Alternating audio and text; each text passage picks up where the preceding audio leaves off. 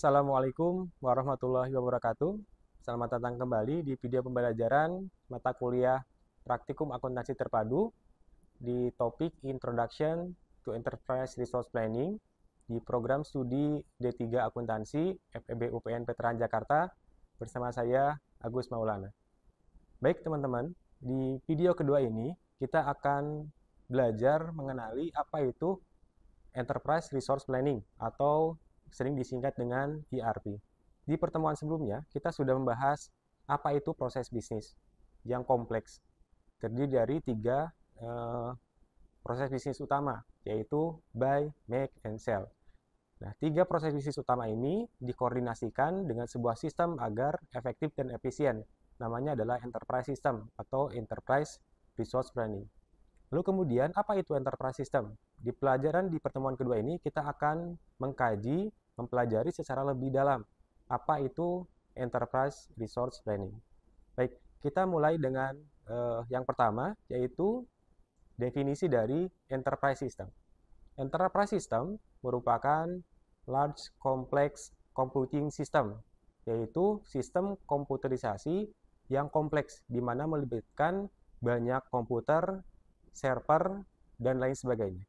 Sistem ini biasanya digunakan untuk sebuah perusahaan mengkoordinasikan proses bisnis perusahaan agar efektif dan efisien.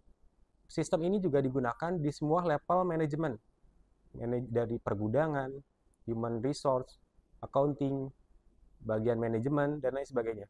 Sehingga semua proses bisnis perusahaan terintegrasi menjadi satu sistem. Sehingga tiap organisasi, tiap divisi bisa terkoordinasi dengan baik. Itu adalah Enterprise System. Kita lanjutkan. Enterprise System seperti yang sebelumnya kita pelajari itu terdiri dari berbagai modul.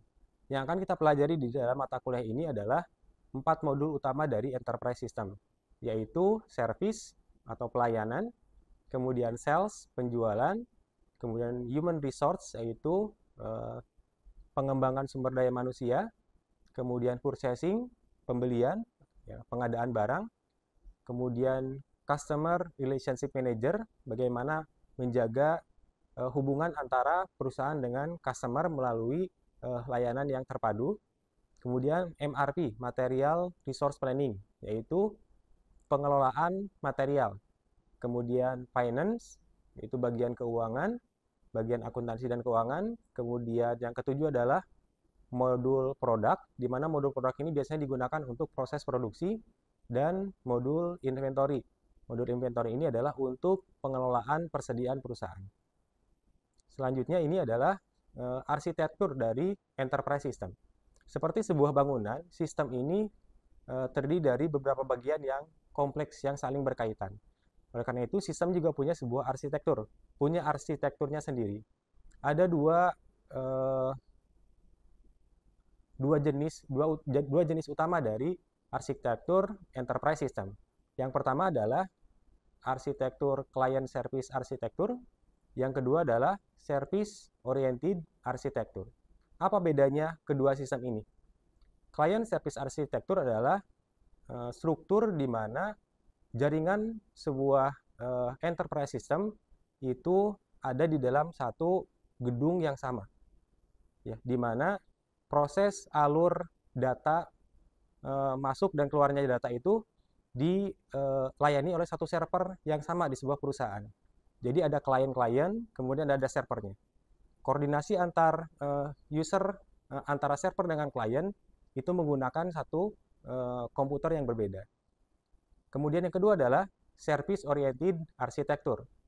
Kalau yang tadi Client Server Architecture itu bisa digunakan di satu gedung yang sama. Tapi kalau misalkan sebuah perusahaan dia sudah sangat besar, di mana misalkan cabangnya di mana-mana, beda pulau, beda provinsi, beda negara mungkin, itu sudah tidak bisa lagi menggunakan tadi satu server yang sama di satu gedung. Oleh karena itu, arsitektur yang kedua itu adalah Service Oriented Architecture, di mana perusahaan menggunakan namanya web service atau online.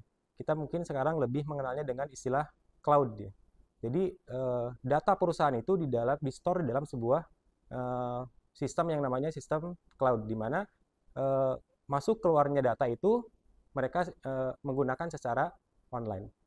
Ini adalah selanjutnya adalah slide terkait dengan contoh dari arsitektur enterprise system. Yang pertama adalah client service arsitektur yang tadi disebutkan ini terdiri dari beberapa klien di satu perusahaan, satu gedung yang mereka dihubungkan dengan satu server yang ada di perusahaan tersebut. Jadi perusahaan harus punya server di dalam gedung tersebut untuk melayani klien-kliennya, untuk menghubungkan data antara klien tersebut. Yang kedua adalah service oriented. Nah, ini sudah tidak lagi secara fisik dia dalam satu wilayah yang sama. Dia dihubungkan dengan satu sistem namanya cloud sehingga dia bisa terkoordinasi secara online. Nah, ini adalah contoh gambaran dari dua arsitektur enterprise system. Selanjutnya, kita akan melihat bagaimana evolusi dari ERP. Jadi ERP ini mulai muncul pada tahun 1970, di mana ERP pertama ini muncul. Kemudian yang kedua adalah tahun 1980, sudah mulai ada generasi kedua dari ERP, sudah mulai ada digitalisasinya. Kemudian 1990 ini sudah semakin kompleks sistemnya. Ya, tahun 2000 juga semakin digital, di mana sudah ada online sistem, dan yang saat ini sudah sangat modern, di mana bukan hanya client service arsitektur, tetapi juga ada web service-nya, seperti itu. Ini adalah evolusi dari mulai ERP tahun 1970 sampai dengan tahun 2000-an ini. Kita lanjutkan ke materi selanjutnya, ini adalah terkait dengan bagaimana manfaat dari ERP. ERP ini punya manfaat tersendiri untuk perusahaan, yaitu tadi adalah untuk mengintegrasikan proses bisnis perusahaan. Ini adalah contoh di mana ERP, di mana proses bisnis perusahaan sebelum adanya ERP. Kita bisa lihat ketika customer misalkan dia membutuhkan barang, maka dia akan mengorder kepada bagian penjualan. Bagian penjualan dia harus tahu dulu berapa atau ada tidak barangnya, maka dia akan cek ke bagian gudang. Ya, ada tidak di bagian gudang barangnya. Mungkin dia bisa telepon, bisa lewat pesan dan lain sebagainya. Jadi bagian penjualan dia tidak tahu dulu nih, ada tidak barangnya. Dia harus cek kepada bagian gudang. Kemudian bagian gudang, misalkan ada tidak barangnya, sudah ada misalkan barangnya, maka dia akan, kalau tidak ada, dia akan minta ke bagian purchasing. Dia akan telepon, dia akan fax, atau dia akan email ke bagian purchasing untuk dibelikan barang. Nah, bagian purchasing dia akan minta ke vendor dan lain sebagainya. Ini dilaksanakan secara manual, bisa telepon, bisa email, dan lain sebagainya. Namun dengan adanya ERP ini bisa lebih terkoordinasi dengan baik. Oke, kita langsung masuk ke slide selanjutnya. Ini ada contoh dari penerapan ERP, proses bisnis perusahaan setelah adanya penerapan Enterprise Resource Planning. Contoh misalkan, ada customer dia membutuhkan barang, maka dia akan order ke perusahaan. Bagian sales, dia tidak perlu lagi menelpon bagian gudang, karena dia di dalam sistemnya, dia sudah tahu barang apa saja yang tersedia. Jadi dia sudah tidak perlu konfirmasi lagi. Kemudian bagian purchasing. Ya, bagian purchasing dia tidak perlu menerima telepon dari bagian sales bahwa barang ini kurang, barang ini kurang. Karena kenapa? Karena dia sudah punya satu sistem yang sama, yang terintegrasi. Dia juga sudah bisa lihat di dalam database-nya, oh ternyata barang ini kurang sehingga perlu segera dibelikan barangnya. Begitu juga dengan bagian vendor. Ya, vendor juga terkoordinasi dengan sebuah sistem dengan perusahaan sehingga bagian-bagian yang ada di perusahaan itu bisa lebih terintegrasi dengan adanya Enterprise Resource Planning ini. Ini adalah contoh real dari penerapan ERP. Bagaimana Enterprise Resource Planning ini bisa mengintegrasikan semua proses bisnis perusahaan. Baik, kita lanjutkan ke slide selanjutnya. Kemudian apa manfaat dari Enterprise Resource System ini? Yang pertama manfaatnya adalah improving integration dan flexibility. Tadi adalah adanya integrasi. Setiap orang, setiap bagian di perusahaan bisa melihat apa yang harus dia kerjakan, bagaimana proses selanjutnya. sehingga efektif dan efisien. Kemudian fewer errors, ya. Karena tadi sistemnya terkomputerisasi, ada jejak digitalnya, maka akan menghindari adanya kesalahan-kesalahan. Contoh misalkan kalau kita menjual masih manual, misalkan menggunakan nota manual. Nah, mungkin ada beda antara nota yang diberikan kepada customer, kepada vendor, dengan nota milik kita sendiri.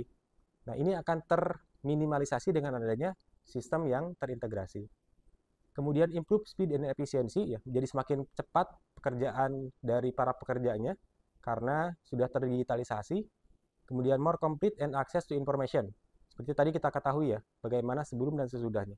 Jadi setiap bagian di perusahaan, baik itu penjualan, bagian accounting, mereka punya akses yang sama kepada sebuah sistem, sehingga mereka well informed.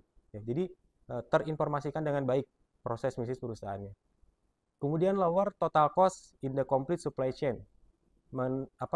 Meminimalisasi, ya, meminimalkan biaya yang untuk supply chain-nya, untuk proses rangkai pasoknya. Karena kenapa tadi ya?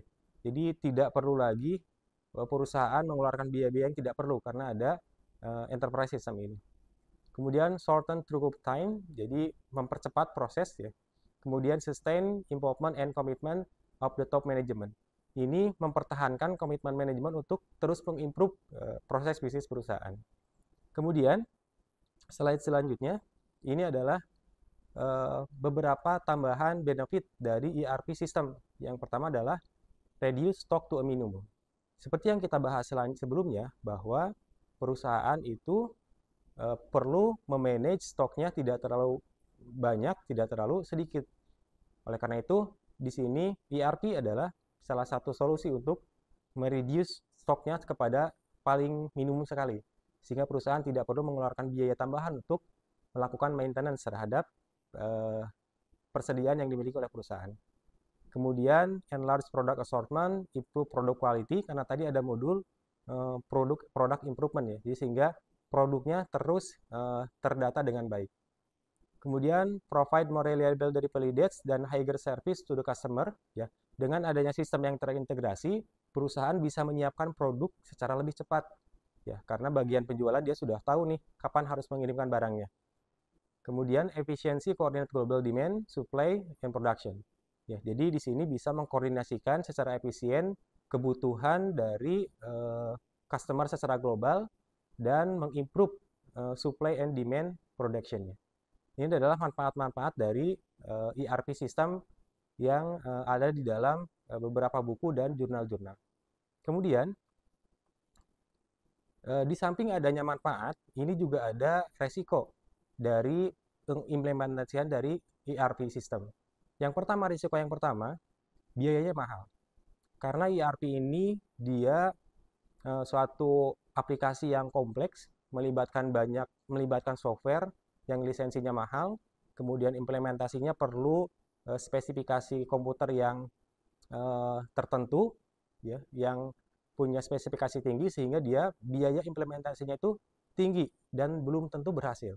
Ada beberapa perusahaan yang tidak berhasil, yang tidak sustain menggunakan ERP ini, karena tadi tidak mampu untuk mengalokasikan biaya yang cukup untuk mendukung pengimplementasian ERP ini. Yang kedua adalah time consuming. Jadi perusahaan ketika ingin mengaplikasikan sistem ini, dia perlu membuat jadwal yang bagus ya. Karena perlu beberapa tahun untuk bisa go live namanya, untuk bisa mengimplementasikan secara penuh sistem ERP ini. Yang ketiga itu adalah great risk for the organization. Ketika perusahaan gagal mengimplementasikan ERP, ada resiko terjadinya kerugian yang besar karena kegagalan dalam mengimplementasikan ERP, terutama resiko finansial ya, seperti itu. Kemudian transfer of knowledge. Karena perusahaan ini mungkin belum punya orang-orang ahli yang menggunakan ERP, dia perlu transfer of knowledge. Nah, ada risiko ketika transfer of knowledge ini tidak berjalan dengan baik. Kemudian acceptance with the company. Seperti kita ketahui, ERP ini mungkin belum familiar di beberapa negara tertentu. Sehingga mungkin ketika mereka belajar di perkuliahan, ada perusahaan-perusahaan yang ada beberapa perguruan tinggi yang mungkin belum mengajarkan ERP ini. Ya, ketika mereka lulus, mereka harus berhadapan dengan ERP. Nah, mungkin ada beberapa di karyawan-karyawan perusahaan yang belum bisa menguasai ERP.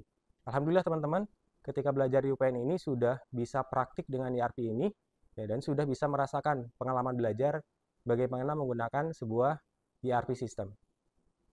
Baik, selanjutnya ini adalah referensi yang digunakan untuk materi video pembelajaran kedua ini. Jika ada yang ingin dieksplor lebih jauh terkait dengan materi ini, silahkan dapat melihat referensi-referensi berikut ini. Sekian untuk video pembelajaran pertemuan kedua ini. Semoga bermanfaat. Sampai bertemu di video selanjutnya. Saya akhiri. Assalamualaikum warahmatullahi wabarakatuh.